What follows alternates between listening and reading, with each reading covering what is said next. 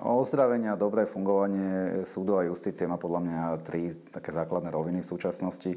Tá prvá je čisto praktická, taká materiálno-technická, to znamená, tie súdy musia mať naozaj vytvorené zodpovedajúce podmienky na výkon svojej práce, čo je vlastne taká praktickou manažerská úloha. Tou druhou rovinou je podľa mňa personálne obsadenie, hlavne tých kľúčových postov v rámci justície.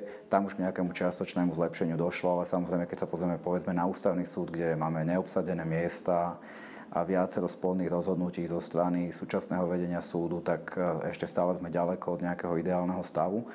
A tou poslednou rovinou, najmä vo vnímaní verejnosti, je, aby sa podarilo postihnúť aj súdne niektoré z najväčších kauz, ktoré nás obklopujú.